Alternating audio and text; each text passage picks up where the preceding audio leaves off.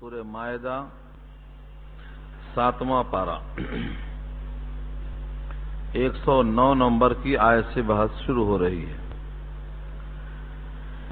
آپ نے محسوس کیا ہوگا گزشتہ آیات کے آخر میں جو مضمون تھا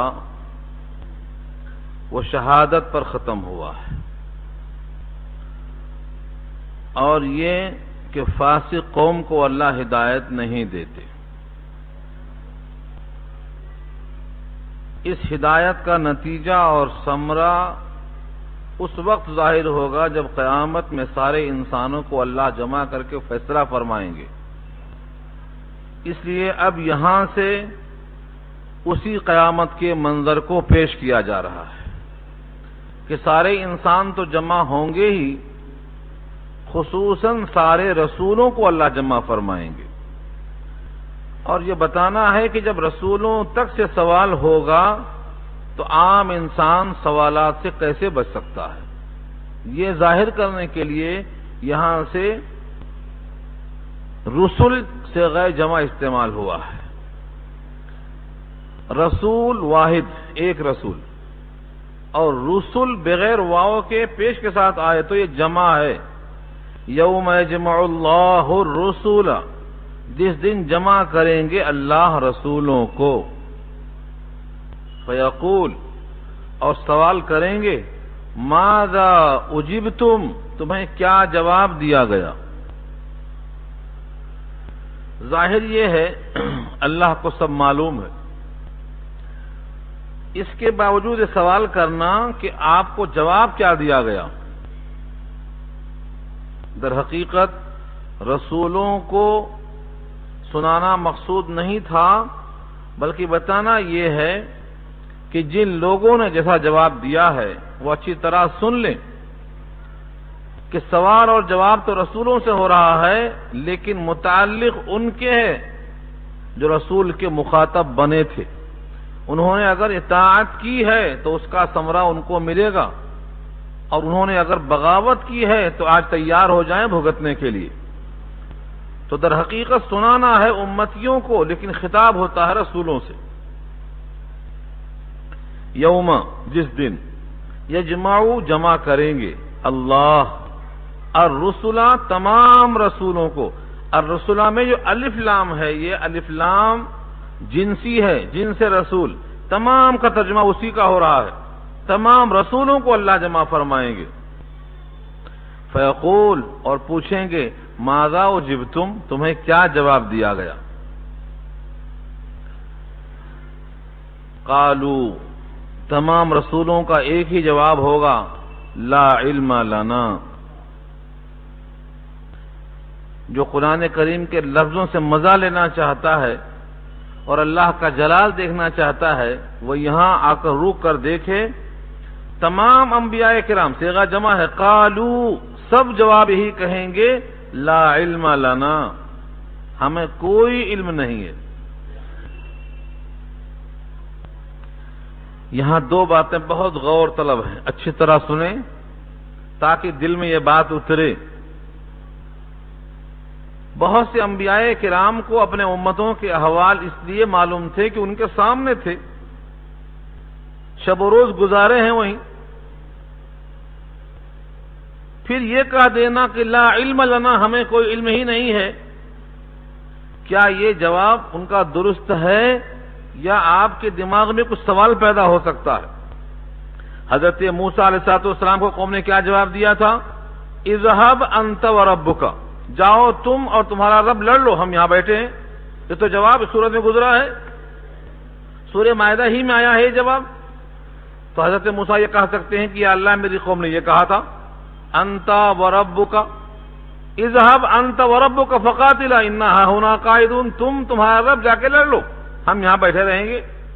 یہ جواب حضرت موسیٰ علیہ السلام دے سکتے تھے، لیکن کہا لا علم لنا، ہمیں کوئی علم نہیں ہے۔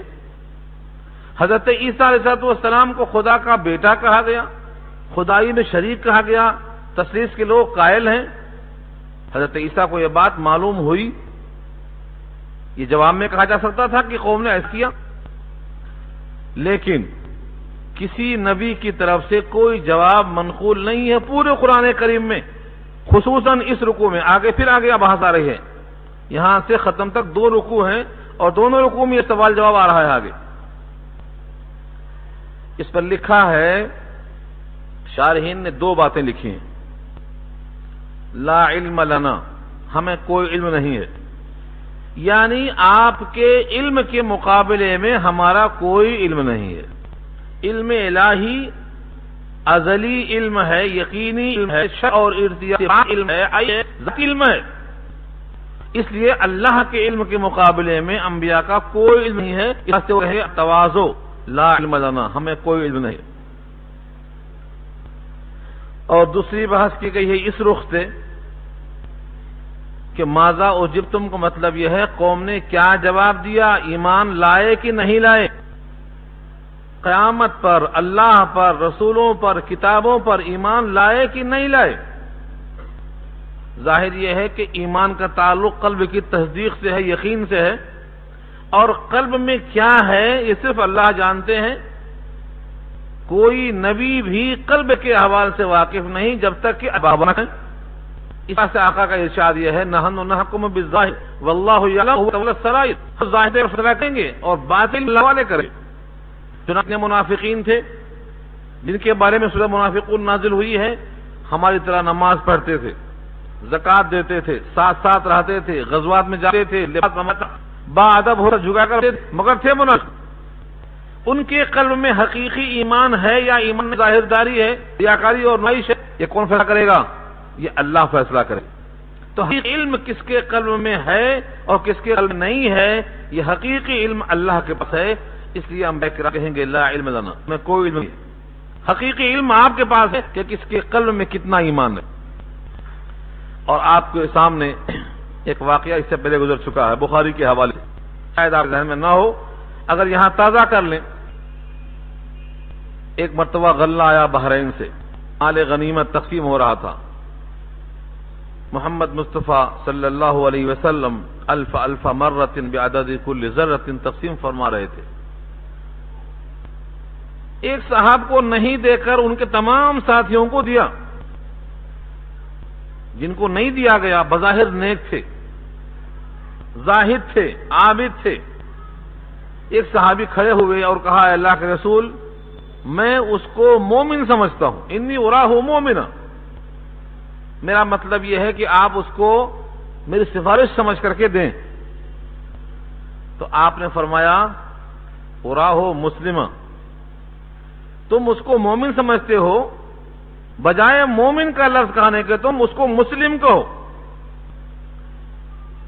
پھر وہ بیٹھ گئے، پھر کھڑے ہوئے اور کہا، اللہ کے رسول، میں اس کو مومن سمجھتا ہوں، انی اراہ مومنا۔ آپ نے کہا، اوا مسلمہ، مسلم سمجھتے ہو یا مومن؟ پھر بیٹھ گئے، 1 بار بیٹھ گئے، 2 بار بیٹھ گئے، 3 بار بیٹھ گئے۔ تیسری بار آپ نے فرمایا کہ میں جس کو نہیں دے رہا ہوں اس کے ایمان پہ مطمئن ہوں کہ یہ تو بدلے گا نہیں، اس کو دوں تب بھی راضی اور نہ دوں تب بھی راضی، پختہ تر ہے یہ تو، اور جس کو دے رہا ہوں تاکہ پختہ ہو جائے۔ راوی کہتے ہیں جن کو نہیں ملا تھا وہ اتنا خوش ہو گئے کہ کائنات بھی مل جاتی تو مجھے اتنا خوشی نہ ہوتی کہ نبی کی طرف مجھے۔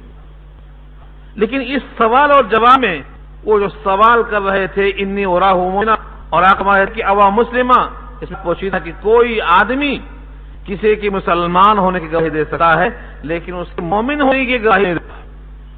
یہ ظاہر ہوتا ہے اس روایت سے، یہ روایت بخاری ہے۔ ایسے اور بھی کلام ملتے ہیں قرآن شریف میں۔ ام العلا انصاریہ، ان کے ساتھ مواخات میں نبی نے جوڑ دیا تھا عثمان بن مظعون صحابی کو، دونوں بھائی بنا دیے گئے تھے۔ قصہ طویل ہے، سورہ احقاف پارہ 26 میں 15 نمبر کی آیت میں یہ بحث آئے گی۔ ان کے بیماری میں تیمارداری کیا، آخر وفات ہو گئی۔ ام العلا انصاریہ فرماتی ہے، میں گواہی کی ہوں کہ تم اللہ کی نظر میں مزکا ہو، صاف ستھرے ہو۔ نبی صلی اللہ علیہ وسلم تشریف لائے اور کہا، تمہیں کیسے معلوم؟ اس کے ایمان کے بارے میں تمہیں کیسے معلوم؟ اور آگے فرمایا، وَأَنَا لَا أَدْرِي مَا يُفْعَلُ بِي وَأَنَا رَسُولُ اللَّهِ، میں نہیں جانتا ہوں کہ میرے ساتھ کیا ہوگا کہ رسول ہوں تم سے کا بات. اس کے بعد وہ آیت نازل ہوئی سورہ احقاف پارہ 26 کی. اس کو آیت لے لیجیے آپ. ما یفعل بی ولا بکم. انہوں نے کہا اب میں آئندہ سے کبھی کسی کے بارے میں تزکیہ قلب کی گواہی نہیں سکتی ہوں کیونکہ قلب اللہ کے ہاتھ میں ہے. لیکن بے چین تھی وہ، کیونکہ ساتھ رہتی تھی، ان کے صبح و شام گزارتی تھی، ان کی نیکیوں سے واقف تھی. رات میں خواب دیکھتی ہیں کہ عثمان بن مظعون پانی کے بہت بڑے تالاب میں نہا رہے ہیں، سفید بالکل پوشاک میں.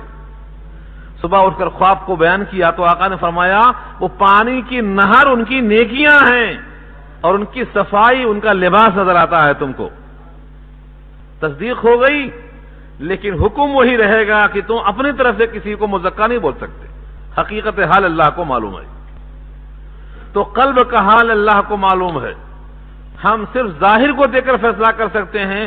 اس نے اقرار کیا ہے تو مسلمان، نماز پڑھتا ہے تو مسلمان، تسبیح پڑھتا ہے تو مسلمان، حج کرتا ہے تو مسلمان، انکار کرتا ہے تو کافر. ہم اوپر کے احوال پر فیصلہ کر سکتے ہیں لیکن قلب تو اللہ کے حوالے ہے. اور یہ بحث ہو رہی ہے قیامت کی جہاں ظنی علم نہیں چلتا، حقیقی علم چلتا ہے. اس لیے انبیاء نے کہا لا علم لنا، ہمیں کوئی علم نہیں ہے. اور آگے پھر فرمایا انکا انت علام الغیوب. انکا بے شک آپ، انت تو ہی. جن کو ذرہ بھی عربی آتی ہے میرے ساتھ ساتھ چلیں اور دیکھیں کتنی تاکید رکھا اللہ نے. انا کے معنی بے شک، اس کے بعد ضمیر لگائے ہیں کاف، بے شک آپ.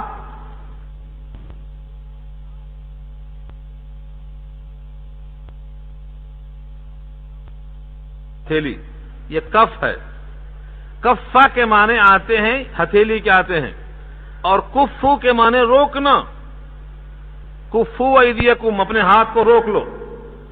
اور جب فرمایا کففتو، جب میں نے روک لیا بنی اسرائیل کو تجھ سے، یعنی بنی اسرائیل کے لوگ تجھے قتل کرنا چاہتے تھے، میں نے ان کو روک لیا. کیسے روکا وضاحت پیچھے آ چکی ہے. وَإِذْ كَفَفْتُ بَنِي اسرائیل، اور جب روکا میں نے بنی اسرائیل کو، یعنی تمہارے قتل و ہلاک کرنے سے باز رکھا میں نے، ان کا تجھ سے. اذ جئتہم بالبینات، جبکہ آپ آئے ان کے پاس بینات لے کر، اوپر کے تمام دلائل پیش کیا کہ میں اللہ کا نبی ہوں، صاحب انجیل ہوں، میری بات کو مانو. تو انہوں نے آپ کو قتل کرنا چاہا، اللہ نے زندہ اٹھا لیا اور قتل کرنے کے ارادے سے آنے والے کو وہی شکل دے دی گئی، اسے لوگوں نے قتل کر دیا. یہ ہے کففتو کا مفہوم. فقال الذين كفروا منهم، پس کہا ان لوگوں نے جنہوں نے کفر کیا ان میں سے، ان ھذا الا سحر مبین، نہیں ہے یہ مگر کھلا ہوا جادو. یہ تو جادو ہے سیدھا سیدھا. جادو کس پر کہا؟ اوپر کے تمام معجزات پہ غور کرو آپ. ادھیڑ عمر میں بات کرنے کا ابھی تو موقع آیا نہیں، وہ تو آئیں گے قرب قیامت میں. بچپن میں کلام کرنا، بیک وقت تمام حکیمانہ باتوں سے لبریز ہو کر تورات و انجیل کے علوم سے معمور ہو کر سامنے آنا، مٹی کا پرندہ بنا کر پھونک مارنا، مادرزاد اندھوں کو اور برس کے مریضوں کو ٹھیک کر دینا، مردوں کو قبروں سے کھڑا کر دینا، یہ سب کیا ہے؟ ان ھذا الا سحر مبین، جادو ہے. یہ جادو کہتے ہیں وہ طبعی اثر جس کا سبب معلوم نہ ہو سکے، وہ مخفی اور پوشیدہ سبب جو راز ہے، ریزن ہے، وہ نظر نہ آئے، اسی کو جادو کہا ان لوگوں نے. معجزات میں اور جادو میں فرق یہی ہے کہ معجزات اللہ کا فعل ہوتا ہے، نبی کے ہاتھ پر ظاہر ہو تو معجزہ، اور ولی کے ہاتھ پہ ہو تو اسی کا نام کرامت، اور کسی کافر کے ہاتھ پہ صادر ہو اس کا نام استدراج اور ڈھیل کہا جاتا ہے. لیکن معجزہ، کرامت، استدراج سے ہٹ کر جب کوئی چیز خرق عادت ہوتی ہے، اس کا سبب معلوم نہ ہو، تو اس کو جادو کہا جاتا ہے. جادو قرآن سے ثابت ہے اور کئی مرتبہ بحث اس پیچھے آ چکی ہے. البتہ بعض لوگوں نے اس کا انکار کیا ہے، وہ انکار میں دلائل کمزور ہیں. یہاں تک اللہ کی طرف سے انعامات ہوئے.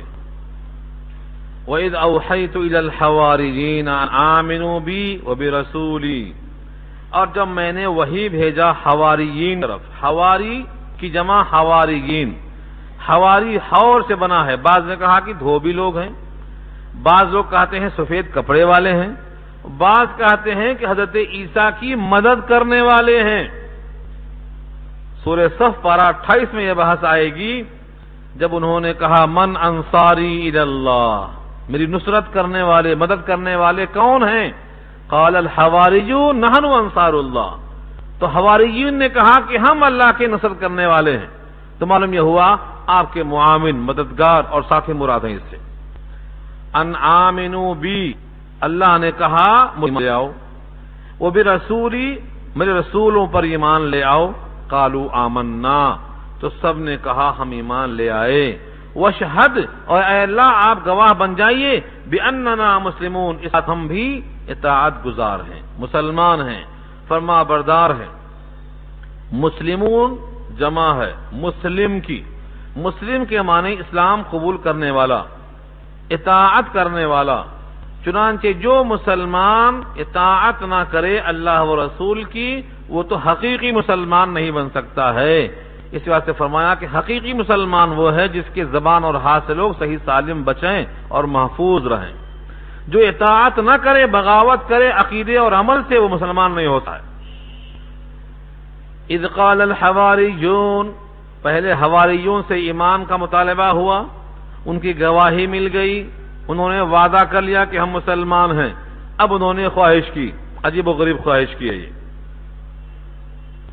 اذ قال الحواریون، جبکہ حواریوں نے کہا، یا عیسیٰ ابن مریم، اے عیسیٰ مریم کے بیٹے، هل یستطیع ربک، کیا آپ کا رب استطاعت رکھتا ہے؟ اس سے مراد یہ نہیں ہے کہ اللہ کی طاقت پہ ان کو شک تھا، بلکہ یہ پوچھ رہے تھے کوئی مصلحت کے خلاف تو نہیں ہے ایسا مطالبہ کرنا ہمارا؟ کیا ایسا ہو سکتا ہے؟ کیا ایسا ممکن ہے اس کائنات میں؟ هل یستطیع ربک، کیا آپ کا رب ایسا کر سکتا؟ ان ينزل علینا مائدہ، کہ اتارے ہم پر مائدہ۔ مائدہ کسے کہتے ہیں؟ دسترخوان۔ پوری صورت میں کتنے مضمون آئے، لیکن اسی ایک لفظ کی مناسبت سے پوری صورت کا نام سورہ مائدہ رکھا گیا ہے، اتنا اہم ہے یہ۔ تو مائدہ کے معنی دسترخوان، چمڑے کا خاص طور سے اس کو نمت کہا جاتا ہے۔ تو دسترخوان آیا من السماء، آسمان سے، آسمان سے دسترخوان ہم پر نازل کر دے، کیا آپ کا رب ایسا کر سکتا؟ حضرت عیسیٰ نے جواب دیا، قال اتقوا اللہ، ڈرو اللہ سے، ان کنتم مومنین، اگر تم مومن ہو تو ایسا بیجا اعتراض، بیجا مطالبہ مت کیا کرو۔ یہ مطالبات بیجا ہیں۔ اس سے معلوم یہ ہوا کہ بہت سی قومیں بیجا مطالبات کرنے سے ہلاک ہو گئیں۔ قوم صالح نے کیا کہا تھا؟ اے صالح، اس پہاڑ کے اندر سے ایک گابھن اونٹنے نکلے، فوراً بچہ دے، تب تم کو ہم نبی مان لیں گے۔ انہوں نے اللہ سے دعا کر دیا، وہ پہاڑ پھٹا، اونٹنی برآمد ہوئی، پہاڑ کے اندر سے اونٹنی، خرق عادت، اور بچہ دیا۔ بچہ پیدا ہونے کے بعد ان لوگوں نے اونٹنی کو اپنے اوپر بوجھ سمجھا، کہا یہ کہاں سے آفت آئی؟ مطالبہ تو کر لیا، لیکن اونٹنی تھی، ناقۃ اللہ وسقیاہا، اللہ کی اونٹنی ہے، پانی بہت پیتی ہے، تو پوری قوم ایک دن پانی پیتی، اور یہ اونٹنی اکیلے ایک دن پانی پیتی۔ پوری قوم نے کہا یہ کیا ہے، پانی کی قلت ہو گئی، اسے قتل کر دو۔ اسے قتل کرنا تھا کہ عذاب الہی آ گیا۔ معلوم کیا ہوا؟ یہ بیجا مطالبات سے لوگ مرے ہیں، اور بھی کئی واقعات ہیں۔ اس لیے انہوں نے کہا کہ دیکھو، ڈرو اللہ سے، مطالبات ایسے بیجا مت کیا کرو۔ لیکن قوم نے کہا ہم ایسے نہیں ہیں کہ ہم ایمان نہیں رکھتے، ہمارے مطالبات میں ایک علت اور سبب اور ریزن یہ ہے، ہم یہ چاہتے ہیں، دیکھو سنو، قالوا نريد ان ناكل منها وتطمئن قلوبنا ونعلم ان قد صدقتنا ونكون عليها من الشاهدين۔ چار علت بتایا، چار ریزن بتایا انہوں نے۔ نمبر 1، ہم چاہتے ہیں کہ ہم اس میں سے کھائیں. قالو، انہوں نے کہا، نریدو، ہم چاہتے ہیں، ان ناکل منہا، اس دسترخوان سے بطور برکت کے کھائیں. اللہ کا کھانا ہے، اللہ کی برکت ہم کو حاصل ہو جائے گی، اور جب عمدہ کھانا کھائیں گے تو اندر کا ہمارا پورا ضمیر باروشن ہو جائے گا. تو خواہش کیا ہے؟ ان ناکل منہا، ہم اس میں سے کھائیں. نمبر 1، وتطمئن قلوبنا، اور ہمارے قلب مطمئن ہو جائیں گے. ایک تو اللہ کا کھانا کھائیں گے، کھانا جیسا ہوگا ویسا ہی نتیجہ ہوگا، قلب مطمئن ہوگا. یا مفہوم پھر یہ ہے کہ ہم کمانے کی فکر سے آزاد ہو جائیں گے، ہمارے قلوب مطمئن ہو جائیں گے کہ اب تو پکا پکایا ملا، اب کوئی غم کی بات نہیں. اور یا مطلب یہ ہے آپ واقعتاً نبی ہیں اور اللہ نے آپ کو نبی بنا کر بھیجا ہے، ہمارے قلب میں شک ہمیشہ کے واسطے رفع ہو جائے گا، ہمارے قلب مطمئن ہو جائیں گے. وَنَعْلَمَ، اور ہم کو معلوم ہو جائے گا، ان قد صدقتنا، کہ آپ نے ہم سے سچا وعدہ کیا ہے، واقعتاً آپ اللہ کے رسول ہیں. وَنَكُونَ عَلَيْهَا مِنَ الشَّاهِدِينَ، اور ہم ہو جائیں گے اس پر گواہی دینے والے. جو موجود ہیں وہ تو آنکھوں سے دیکھ لیں گے، اور جو موجود نہیں ہیں، دوسرے مقامات پر ہیں یا بعد میں پیدا ہوں گے، ان پر ہم بطور شاہد کے گواہی دیں گے. ہاں آپ نبی ہیں، آپ کی دعا پہ دسترخوان آیا تھا، ہم نے خود کھایا تھا، ہم اس کے سچے گواہ ہیں، عینی شاہد ہیں. یہ ہمارے تمام اسباب ہیں. حضرت عیسیٰ علیہ السلام نے دیکھ لیا کہ ہاں ان کی باتوں میں کچھ دم خم ہے، مطالبہ بالکل بیجا نہیں ہے، تو انہوں نے اللہ سے دعا شروع کر دی. قال عیسیٰ ابن مریم، قال عیسیٰ ابن مریم، کہا عیسیٰ ابن مریم نے، اللہم، اے اللہ، اللہم، اے اللہ، ربنا، اے ہمارے رب. دیکھ رہے ہیں آپ، اللہم بھی ہے اور ربنا بھی ہے ایک ساتھ. کیوں؟ مقصد سے پہلے بار بار متوجہ کر لو. طریقہ سکھایا مانگنے کا. جب بندہ کچھ مانگے اللہ سے تو بہتر یہ ہے کہ بار بار اللہ کو متوجہ کر لے. اللہم ربنا، اے اللہ ہمارے آپ رب ہیں. رب کسے کہتے ہیں؟ عدم سے وجود میں لائے، پال کر آہستہ آہستہ تقاضوں کو پورا کرتے ہوئے درجے کمال تک پہنچائے. اتنا دینے کے بعد یہ دینا کیا مشکل ہے؟ اب تک کھلاتے رہے آپ، آج کھلانا کیا مشکل ہے؟ اس وجہ سے ربنا، اللہ ہمارے آپ رب ہیں. انزل علینا مائدۃ من السماء، اتاریے ہم پر ایک دسترخوان آسمان سے، خوان نازل کیجیے آسمان سے. تکون لنا عیدا، ہو جائے ہمارے لیے عید. ہاں عید ہے. لفظ عید پورے قرآن کریم میں یہی استعمال ہوا ہے، یہ 2 آیتوں میں.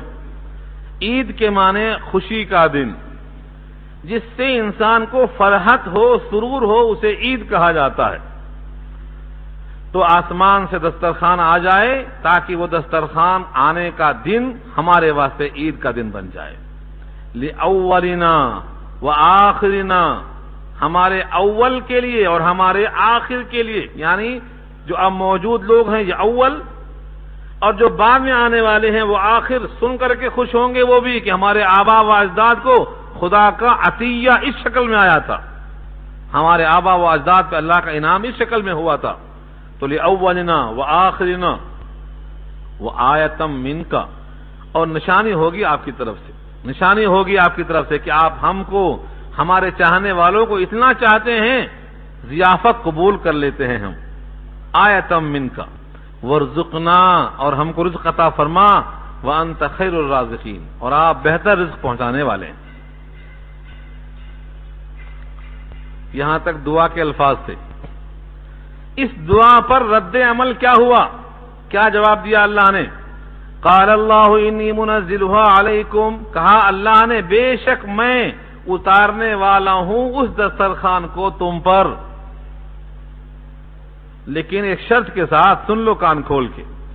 فمن یکفر بعد منکم فانی اعذبہ عذابا لا اعذبہ احدا من العالمین، جو کوئی کفر کرے گا تم میں سے اس دسترخوان کے پہنچنے کے بعد تو بے شک میں اس کو عذاب دوں گا، ایسا عذاب کہ نہیں عذاب دوں گا میں ایسا کسی کو سارے جہان میں سے۔ یہاں سے معلوم ہوا کہ جیسی نعمت بڑی ہوتی ہے اس کی قدردانی بھی ویسی ہی مطلوب ہے، اور ناقدری کا وبال اتنا ہی مشکل ہوتا ہے۔ یہ ہے نتیجہ۔ اب یہاں دو سوال کیا ہے شارحین نے، ان لوگوں نے شرطیں قبول کی کہ نہیں؟ دسترخوان آیا کہ نہیں؟ دسترخوان ضرور دوں گا میں، لیکن یہ شرط ہے میری۔ اکثر مفسرین کی رائے یہ ہے دسترخوان اللہ نے نازل کیا، دسترخوان نازل کیا اور اس پر روٹی اور گوشت کا انتظام کیا۔ گوشت اعلیٰ درجے کی چیز ہے، سید الطعام ہے، وہ گوشت جو ہے سید الطعام ہے، تمام کھانوں کا سردار ہے۔ لطیفے کے واسطے عرض کرتا ہوں، شاید آپ کو یاد نہ ہو، عربوں میں سب سے بہترین کھانا کون سا ہے؟ سرید ہے، سرید۔ فرماتے تھے جناب عائشہ کے بارے میں آقا کہ عائشہ کی فضیلت تمام عورتوں پر ایسی ہے جیسے سرید کی فضیلت تمام کھانوں پر۔ مثال دے رہے تھے نبی صلی اللہ علیہ وسلم، فرماتے تھے کہ سرید بنتا کیسے ہے؟ بناؤ، یہ سرید نہیں نخلی۔ سرید کہتے ہیں بکرے کے گوشت میں شوربہ زیادہ ہو اور گیہوں کی روٹی کو گھی میں تل کے بنایا جائے اور اس شوربے میں اس کو ڈال دیا جائے، جب بھیگ جائے تو اس کو بگھار دیا جائے مختلف مسالے کے ساتھ۔ یہ ہے، ہم نے جب قرآن کریم حفظ کیا تھا، کلام پاک ختم ہوا 14 سال کی عمر میں، تو ہمارے استاد نے کہا تم سے ہم بہترین چیز کھائیں گے، اس سے بہتر چیز نہیں ہو سکتی۔ تو ہم تو گھبرا گئے، کیا کھائیں گے نہیں معلوم۔ انہوں نے کہا بہت سستی ہے روٹی اور گوشت، اس کو بنائیں گے سرید۔ اور اتنے بہترین استاد تھے پکانے میں بھی، وہ پکانے میں آج تک یاد ہے ان کا پکایا ہوا وہ گوشت اور روٹی کا، تو انہوں نے سرید تیار کر لیا۔ سرید بہترین چیز ہے، بہترین غذا ہے عربوں کی نظر میں۔ یہ تو روایتوں میں آتا ہے سید الطعام ہے، اور اس واسطے بنا ہوا سید الطعام کہ وہاں پر گوشت کا جز موجود ہے۔ چنانچہ پہلے پارے میں آپ سن چکے ہیں، کچھ لوگوں نے کہا تھا ہم تھک گئے ہیں من اور سلوا کھاتے کھاتے، اب ہم کو چاہیے ککڑی، مسور کی دال، پیاز۔ اللہ نے کہا کیسے لوگ ہو، اعلیٰ چھوڑ کر ادنا مانگتے ہو، اتستبدلون الذی هو ادنی بالذی هو خیر، خیر کو چھوڑ کے ادنا مانگتے ہو، کیسے لوگ ہو؟ تو اللہ کا دسترخوان جب آئے گا تو کیسا آئے گا؟ روٹی اور گوشت کا آئے گا۔ اور جنت کی پہلی غذا بھی مچھلی کے زائدے کا کباب ہوگا، ٹھنڈا گرم نہیں رہے گا، وہاں جاتے ہی پیش کریں گے اللہ، تو مچھلی کے زائدے کا کباب پیش کریں گے۔ کباب زائدۃ کبید الحوت کہا بخاری نے۔ تو وہاں مچھلی سے ضیافت ہوگی اور یہاں روٹی گوشت کی ضیافت ہوئی، اور حضور کو بھی تمام چیزوں میں سب سے بہترین گوشت اگلی ران پسند آتی تھی، جس کو ہمارے پاس یہاں کے قصاب کیا بولتے ہیں بھائی؟ اگلی دست، اگلی دست، 4 دستوں میں سے پہلی دست، اگلی جو دائیں طرف۔ جناب عائشہ بھون رہی تھی، آپ نے کہا عائشہ ایک دست نکالو، نکال کے دیا، آپ نے نوش فرما لیا۔ پھر ایک دست مانگا، پھر دے دیا نکال کے، پھر نوش فرما لیا۔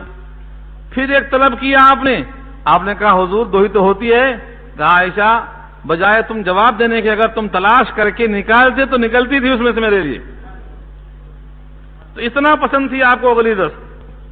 تو اللہ نے گوشت روٹی کا انتظام کیا اور اس قوم نے کھایا، لیکن وہی بنیا گیری، احتکار، تھوڑا سا روٹی اور گوشت کل کے واسطے رکھ لیا، اللہ کے عطا پر یقین نہیں کیا۔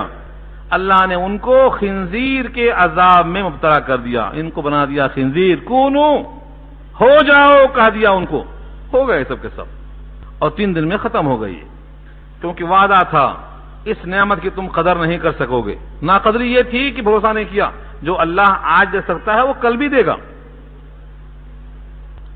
چنانچہ آقا کا ارشاد ہے، امت کے نام پیغام ہے، انفق یا بلال ولا تخش من ذی العرش اخلالا، بلال خوب خرچ کرو، عرش والے سے قلت کا احساس مت رکھو، خوب خرچ کرو۔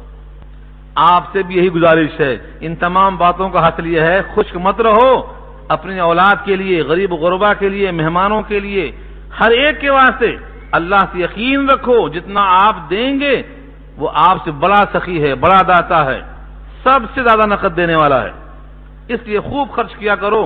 اور یہ صفت جو آئی ہے اٹھا کے رکھ دینے کی کل کے لیے، کل کوئی جانتا نہیں ہے کل آئے گا کہ نہیں آئے گا، کل آئے گا کہ نہیں آئے گا یہ کسی کو خبر نہیں ہے۔ تو قوم کا یہ حال ہوا۔ یہاں سے ہمیں معلوم ہوا کہ جو چیز بڑی زیادہ عمدہ ہوتی ہے اس کی قدر بھی بہت عمدہ کرنی پڑتی ہے۔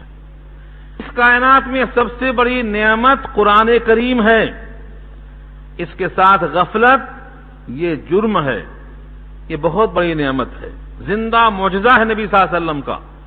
23 سال کے عرصے میں نبی نے اس پوری کتاب کو امت پہ فٹ کرا اور اپنے اوپر عمل کر کے دکھا دیا، کبھی غافل نہیں سو اس کتاب سے۔ ہم پر لازم ہے کہ اس کتاب کی ہم قدر کریں، ورنہ جیسے ان کی ناقدری پر سزا آئی تھی سزا آ سکتی ہے، اور آج سزا ہے۔ آج ساری امت کے لوگ ہائے ہائے کر رہے ہیں، کوئی افراد کی کمی نہیں، مال کی کمی نہیں، جیالوں کی کمی نہیں، لیکن قرآن کریم سے دوری کا سبب یہ ہے کہ سب امت کے لوگ منتشر ہیں اور بزدل ہیں اور قوت دفاع کی طاقت میں کمزور ہیں۔ اگر قرآن پڑھے ہوتے اور بخاری پڑھے ہوتے تو اس میں ملتا وَأَعِدُّوا لَهُم مَّا اسْتَطَعْتُم مِّن قُوَّةٍ وَمِن رِّبَاطِ الْخَيْلِ تُرْهِبُونَ بِهِ عَدُوَّ اللَّهِ وَعَدُوَّكُمْ۔ تو آج پوری قوم بجائے اسباب عیش جمع کرنے کے اسباب دفاع جمع کرتی، ان کی ڈیفینسو طاقت کمزور نہ ہوتی، اور آج یہ بھیک نہ مانگتے، چڑھ لیتے، حلق میں ہاتھ ڈالتے۔ کمزور اس واسطے ہیں انہوں نے قرآن کو چھوڑ دیا ہے، قرآن کو چھوڑ کر اسباب عیش میں لگ گئے۔ جو چیز عیش کی ہے پہلے میرے گھر میں، حالانکہ ہمارے نبی نے ایسا نہیں کیا تھا۔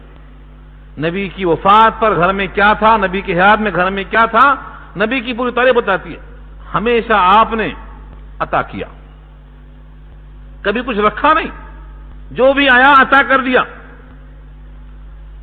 ایک واقعہ سنایا تھا میں آپ کو، ایک خاتون کپڑا بن کے کنارے بارڈر لگا کے بڑی عقیدت سے بنا کے لا کے پیش کیا تہبند، اور نبی کو اس وقت کپڑے کی حاجت تھی، سیدھا فوراً گھر میں گئے، پرانا کپڑا نکال کر اس کو پہن کر تشریف لے آئے۔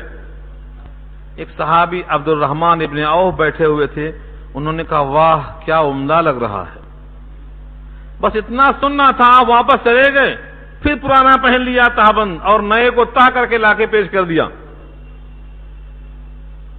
کسی کا یہ کہہ دینا کہ واہ کیا عمدہ ہے، یہ حسن طلب شمار ہوتا تھا، نبی کی سخاوت کا عالم یہ تھا۔ جو خاتون بنا کے لائی تھی وہ تہبند کہتی ہیں تم نے بہت برا کیا، میری خواہش تھی کہ نبی پہنتے مگر تمہاری خواہش ہے کہ تم پہنو۔ کہا واللہ میری نیت یہ تھی کہ یہ نیا کپڑا نبی کے جسم کو لگ چکا ہے، میرا کفن بن جائے تو نجات مل جاتی، تو میں نے اس کو لیا ہے اپنے کفن کی نیت سے۔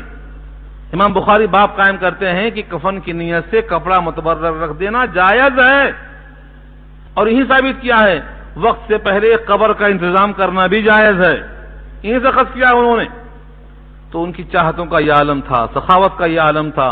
ہمارے پاس پوری قوم اسباب عیش کو جمع کرنے میں لگ گئی ہے، جمع کرو اسباب عیش۔ حالانکہ حدیث میں آتا ہے جو مارا جائے اپنے عزت کے لیے، مارا جائے اپنے اولاد کے دفاع کے لیے، مارا جائے اپنے ملک کی سرحدوں کے تحفظ کے لیے، وہ سب شہید کہلاتے ہیں، شہید کہلاتے ہیں۔ وہ ایسی زندگی جس میں ذلت ہو، اس کے مقابلے میں وہ زندگی بہتر ہے جس میں شہادت ہو اور اکرام ہو۔ یہ ہے فلسفہ ہمارے قرآن کریم کا۔ تو قرآن کے نہ پڑھنے کی وجہ سے پوری قوم کمزور پڑ گئی ہے۔ چھوٹا سا رکوع اور باقی ہے، کتنا وقت ہے؟ ہاں دیکھیے متعلقہ مضمون پورا کر دیتا ہوں میں۔ چھوٹا سا رکوع ہے، 3 آیتوں پر مشتمل ہے۔ یہ واقعہ حضرت عیسیٰ کی زبان سے ہو گیا۔ قیامت میں اللہ تعالیٰ ایک سوال اور کریں گے، وَإِذْ قَالَ اللَّهُ يَا عِيسَىٰ ابن مریم، اور اللہ تعالیٰ کہیں گے قیامت میں اے عیسیٰ ابن مریم، أَأَنْتَ قُلْتَ لِلنَّاسِ، کیا تم نے کہا تھا لوگوں سے اتخذونی وأمی الہین، مجھ کو اور میری ماں کو دونوں کو دو معبود قرار دے دو من دون اللہ، اللہ کو چھوڑ کر؟ یہ سوال کیا اللہ نے. کیا مطلب ہوا؟ یعنی قوم نے آپ کو اور آپ کی والدہ کو خود ہی خدا کہہ دیا یا آپ نے کہا تھا؟ سوال یہ ہے. اللہ کو تو سب معلوم ہے. سنانا یہ ہے قیامت سے پہلے یہ پرچہ آؤٹ کر دیا اللہ نے. قیامت میں یہ سوال ہوگا، سارے عیسائی یہ آیت پڑھ لیں کہ جن کو وہ خدا کا بیٹا اور خدا کہتے ہیں وہ اور ان کی ماں کا جواب دیں گی. یہاں نقل کر دیا اللہ نے. قیامت میں یہ سوال ہوگا اور یہ جواب دیا جائے گا، اور آج ہی نقل کر دیا اللہ نے تاکہ عیسائی اس کو دیکھ کر آنکھیں کھول لیں اپنی. حضرت عیسیٰ ابن مریم بجائے نہیں کہنے کے، بجائے ہاں کہنے کے تمہید دیکھو کس طرح تمہید قائم کرتے ہیں. فرماتے ہیں قال سبحانک، آپ کی ذات پاک ہے. سبحانک، آپ کی ذات پاک ہے کہ کوئی آپ کا شریک ہو، کوئی دوسرا معبود آپ کے برابر ہو. سبحانک، آپ کی ذات پاک ہے. ما یکون لی ان اقول ما لیس لی بحق، نہیں مناسب ہے مجھ کو کہ میں کہوں ایسی بات جو مجھ کو روا نہیں ہے، جس کا مجھے کوئی حق نہیں ہے. نہیں ہے مناسب. ما یکون لی، نہیں ہے میرے واسطے مناسب ان اقول کہ میں کہوں ما ایسی بات لیس لی بحق جسے مجھے کوئی حق نہیں ہے. آج جو عیسیٰ کو خدا کا بیٹا کہتے ہیں، کاش کی یہ آیتیں پڑھ لیتے کہ قیامت میں حضرت عیسیٰ کیا کہنے والے ہیں. اور قرآن کریم کی صداقت کا یقین ہے ان عیسائیوں کو، لیکن افسوس کی یہ آیتیں کیوں ان کے سامنے نہیں آ رہی ہیں. ان کنت قلتہ فقد علمتہ، یہ دیکھیے اور واضح کر دیا. کہہ سکتے تھے کہ میں نے ایسا نہیں کہا یا میں نے ایسا کہا، دونوں باتیں نہ کہہ کر کے یوں کہنا کہ آپ کی ذات پاک ہے. بھلا میں ایسی بات کیسے کہہ سکتا ہوں جس کا مجھے حق نہیں ہے؟ اگر میں نے کہا ہوتا تو آپ کے علم میں ہوتا. اللہ پہ ڈال دیا. ان کنت قلتہ، اگر میں نے کہا ہوتا ان سے فقد علمتہ، تو آپ ضرور جانتے. کیوں؟ تعلم ما فی نفسی، آپ جانتے ہیں جو میرے جی میں ہے. ولا اعلم ما فی نفسک، اور میں نہیں جانتا ہوں جو آپ کے جی میں ہے. کتنی واضح تقریر حضرت عیسیٰ کی ہے. آگے پھر کہا انک انت علام الغیوب، بے شک آپ ہی تو ہیں علام الغیوب. تمام رسولوں نے کہا تھا وہی الفاظ یہاں حضرت عیسیٰ نے بھی کہا انک انت علام الغیوب، بے شک آپ ہی تو علام الغیوب ہیں. اور آگے فرمایا ما قلت لهم الا ما امرتنی به، میں نے نہیں کہا ان سے مگر وہی جس کا مجھے اپنے حکم دیا تھا. وہ کیا تھا؟ ان یہ کہ اعبد اللہ، اللہ کی عبادت کرو. ربی و ربکم، میرا بھی رب وہی ہے، تمہارا بھی رب وہی ہے. حضرت عیسیٰ کی تقریر بہت واضح ہے. اور آگے بتانے کی خاطر فرماتے ہیں اپنے امتیوں کو وَكُنْتُ عَلَيْهِمْ شَهِيدًا مَا دُمْتُ فِيهِمْ، اور میں ان پر نگہبان تھا. شہید کے معنی نگہبان، مطلع، حاضر، مشاہدہ کرنے والا تھا. ما دمت فیہم، جب تک ان میں میں تھا. فلما توفیتنی، پر جب آپ نے مجھ کو وفات دے دیا، کنت انت الرقیب علیہم، تو آپ ہو گئے رقیب ان پر، یعنی آپ ہو گئے نگہبان ان پر. وانت علی کل شیء شہید، اور آپ ہر چیز پر نگہبان ہیں. یہاں سے دو باتیں اچھی طرح نوٹ کریں آپ. فرقہ قادیانی جو حضرت عیسیٰ کو اٹھائے جانے کا انکار کرتا ہے، اس جملے سے کہتا ہے کہ وفات ہو گئی. فلما توفیتنی، جب آپ نے مجھ کو وفات دے دیا تو آپ نگہبان ہو گئے. یہ چکمہ دینے والی بات ہے. حضرت عیسیٰ کو یہ کلام قیامت میں پیش کرنا ہے، اور قیامت تک وہ آ کے وفات پا چکیں گے. اس لیے قیامت میں یہ بولنا صحیح ہے، آج یہ جملہ بولنا صحیح نہیں ہے، کیونکہ یہ نقل ہے جو آئندہ قیامت میں سوال جواب ہونے والا ہے۔ فَلَمَّا تَوَفَّيْتَنِي كُنْتَ أَنْتَ الرَّقِيبَ عَلَيْهِمْ، جب آپ نے مجھ کو اٹھا لیا، ترجمہ کیا مترجم نے اٹھا لیا کیوں؟ اسی خطرے سے کہ عیسائی اور قادیانی سب مل کے اس کا فیصلہ کر دیں گے کہ وفات تو ہو گئی، امت کا اجماع ہے حضرت عیسیٰ واپس آئیں گے، دمشق کی جامع مسجد سے اتریں گے، اس قوم کی قیادت کریں گے، یہودیوں کے خلاف امت مسلمہ کی رہنمائی کریں گے، ایک ایک یہودی کو چن چن کے قتل کریں گے، یہاں تک کہ پتھروں سے آواز آئے گی، اے مسلمان میرے پیچھے چھپا ہے یہودی، قتل کر دے اس کو، ایسی آواز آئے گی، اور اللہ ایسے حالات بنائیں گے، اور اللہ اس پر قادر ہیں، وہ کر سکتے ہیں۔ فَلَمَّا تَوَفَّيْتَنِي كُنْتَ أَنْتَ الرَّقِيبَ عَلَيْهِمْ وَأَنْتَ عَلَى كُلِّ شَيْءٍ شَهِيدٌ۔ ان دونوں جملوں میں وہی تقریر ہے جو پیچھے آ چکی ہے۔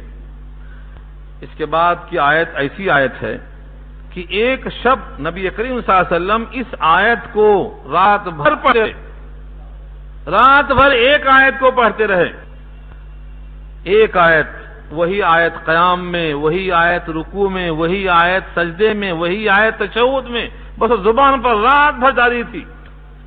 ان تعذبهم فانهم عبادك وان تغفر لهم فانك انت عزیز الحکیم۔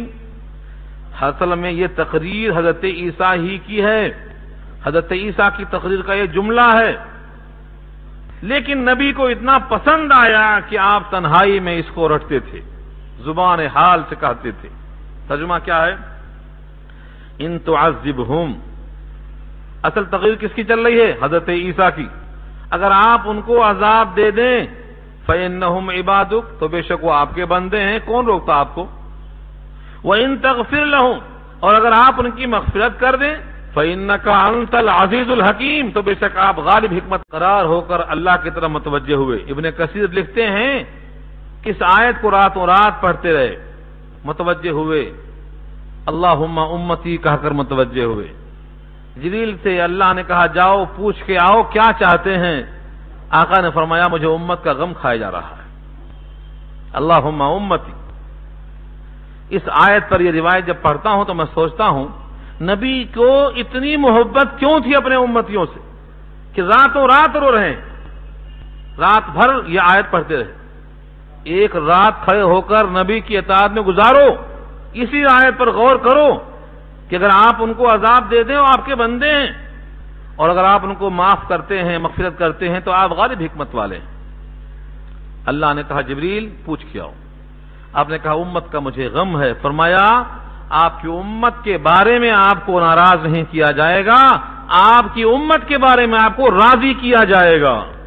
اور اسی پر وہ آیت نازل ہوئی ہے وَلَسَوْفَ يُعْطِيكَ رَبُّكَ فَتَرْضَىٰ، آپ کا رب آپ کو اتنا دے گا کہ آپ راضی ہو جائیں۔ اور آقا نے کہا اب تو میں راضی نہیں ہوں گا جب تک میرا ایک امتی جہنم میں رہے گا، وَإِذًا لَا أَرْضَىٰ وَوَاحِدٌ مِّنْ أُمَّتِي فِي النَّارِ۔ امام قرطبی کہتے ہیں آقا نے کہا اب تو میں راضی نہیں ہوں گا جب تک میرا ایک امتی جہنم میں رہے گا۔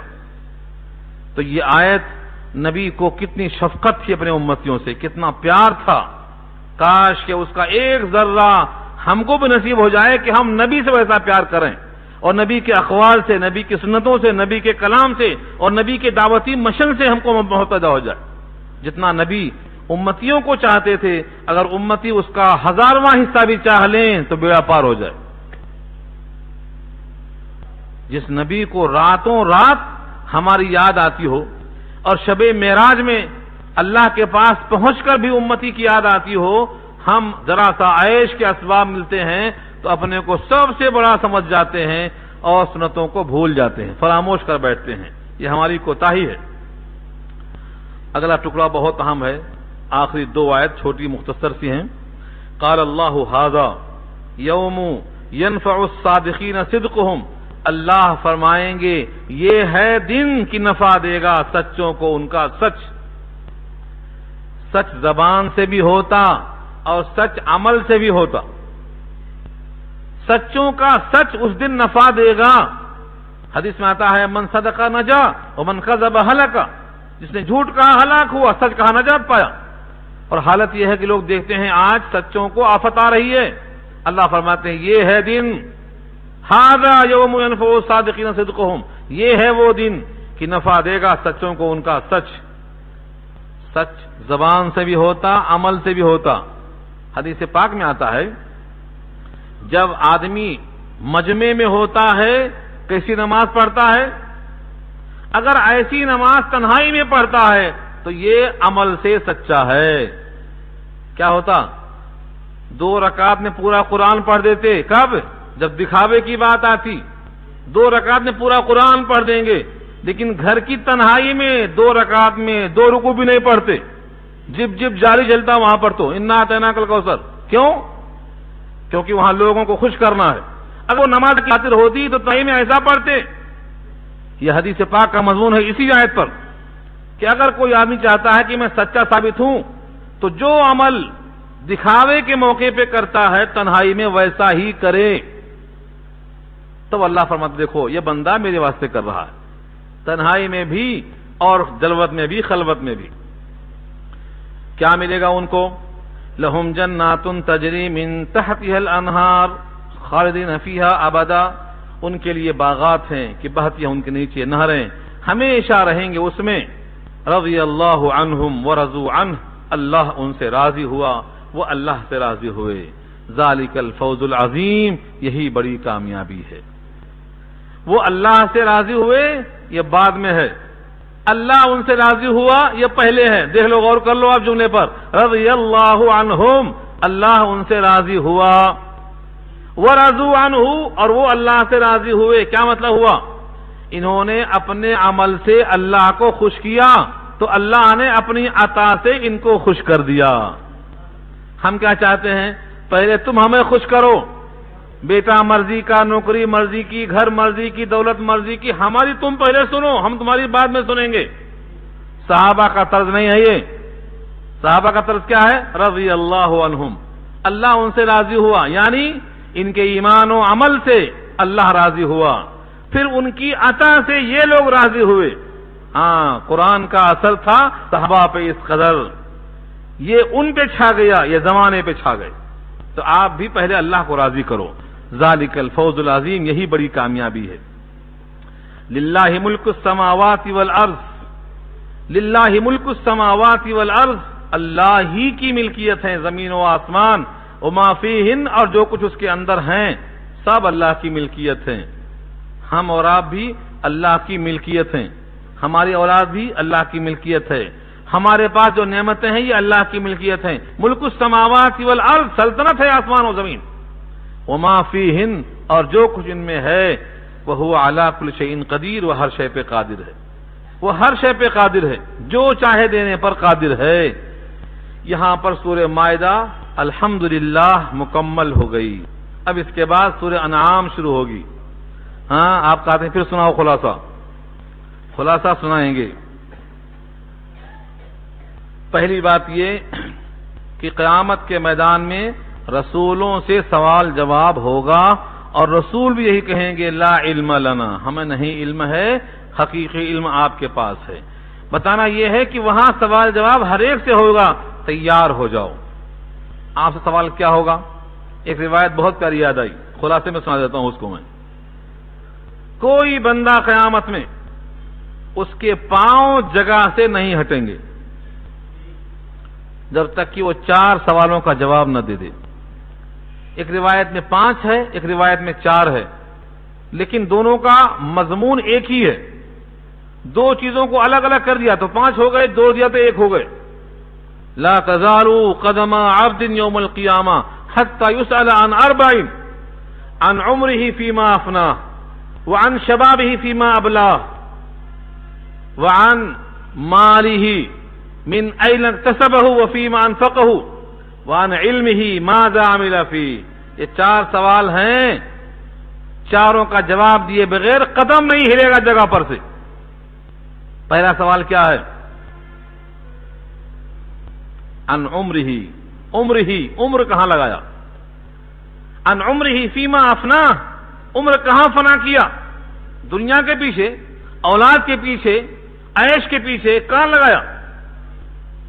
وعن شبابه فيما ابلا، جوانی کی جولانیاں کہاں لگا دیا، ایک خاص جوہر جو دیا تھا اللہ نے کہاں لگایا؟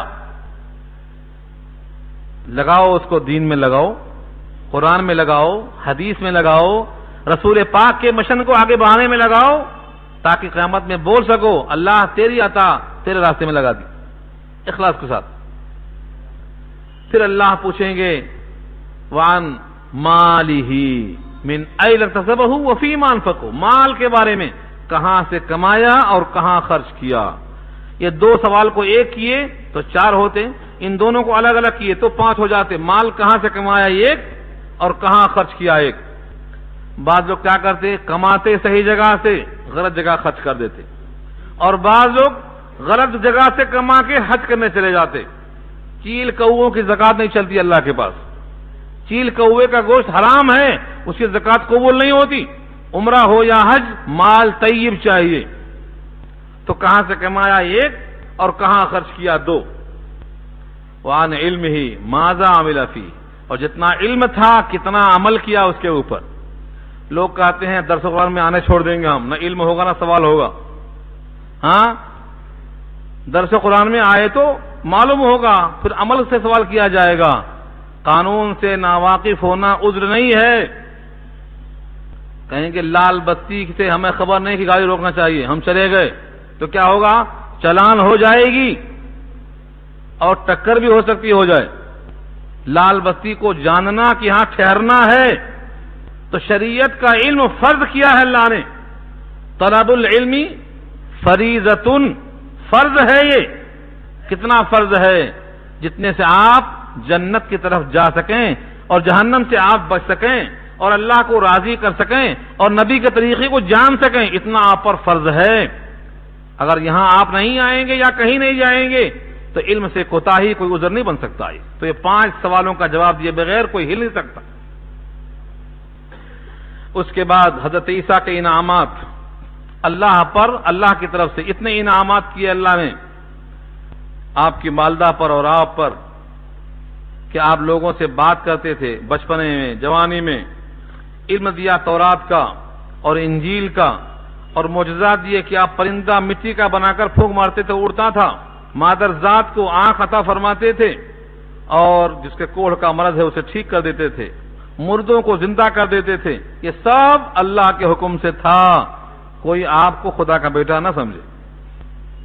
قیامت میں اللہ سوال کریں گے، وہ سوال جواب کیا ہے؟ امت نے کہا کہ دسترخوان آسمان سے آ جائے تو ہم اس میں سے کھائیں، ہمارے قلب مطمئن ہو جائیں۔ اللہ نے کہا ہم اس کو بھیجیں گے ضرور، لیکن اب اگر نہیں مانیں گے تو سزا سخت ہوگی۔ چنانچہ دسترخوان آیا، لوگوں نے کھایا، لیکن انکار کیا، سزا سخت ہوئی کہ خنزیر بنا کر ہلاک کر دیے گئے۔ اس کے بعد اللہ قیامت میں سوال کریں گے، کیا اے عیسیٰ ابن مریم آپ نے اور آپ کی والدہ نے خود کو معبود کا حلوایا تھا؟ وہ کہیں گے سبحانک، آپ کی ذات پاک ہے، بھلا ہم ایسا کیسے کہہ سکتے ہیں جس کا ہمیں کوئی حق ہی نہیں؟ اگر ہم نے کہا ہوتا تو آپ کے علم میں ہوتا، آپ ہمارے جی کی بات جانتے ہیں، ہم آپ کے جی کی بات نہیں جانتے، آپ ہی علام الغیوب ہیں۔ ہم نے اتنا ہی کہا جتنا آپ نے ہمیں حکم دیا، اور وہ یہ ہے کہ بندگی اللہ کی کرو، میرا بھی رب وہی، تمہارا بھی رب وہی۔